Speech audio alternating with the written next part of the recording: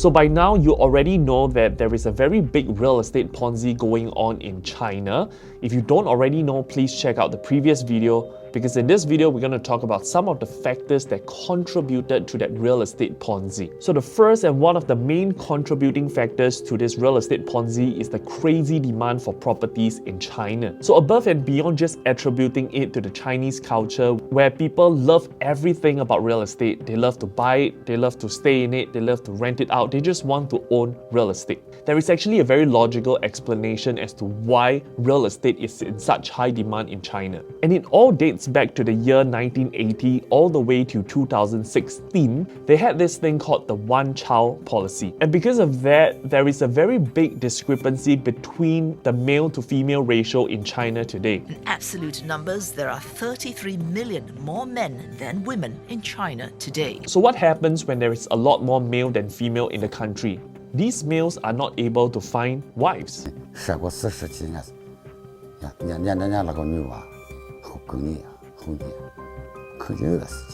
And in the Chinese culture, it's very normal for people to get married before the age of 30. So when there are so many more men as compared to women in the country, naturally it becomes more competitive for these men to be able to find themselves a wife. Scarcity has lent families of eligible girls more bargaining power. Families of marriageable girls can afford to demand far more from potential suitors.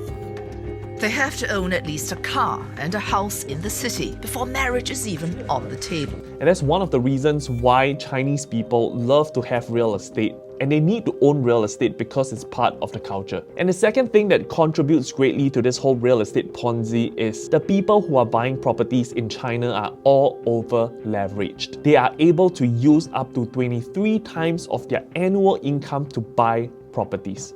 Now, if the demand for your real estate market is supported by a bunch of people who are over leveraged, you know you are going into a bubble, because this is not sustainable. And the last reason is probably one of the biggest contributing factor as to why the real estate Ponzi is so rampant. In China, if you want to buy a property as a buyer, you would go to the bank and take a loan to buy the property from the developer at the show flat.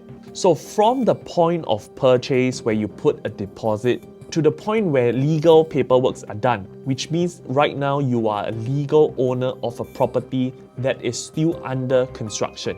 The banks would have already dispersed the money that you have borrowed to the developer 100%. So there is absolutely no incentive for the developers to quickly use the money to finish the construction, because they have already gotten paid upfront before they even start building the property. And that is why in Singapore we have this thing called a progressive payment, which means you as a buyer, when you take a loan from the bank will not disperse the money to the developers until they have completed a certain milestone. And that is why developers in Singapore always want to complete the construction as soon as they can, because for as long as they do not finish the construction, they do not get paid the full amount. So don't forget to subscribe to this channel, as I give you regular updates on what's happening on the ground, so that we can all learn from what's happening and apply it onto our own real estate portfolio and make sure that this mistake doesn't happen to us. So as always, stay safe and stay prudent. I will see you in the next video.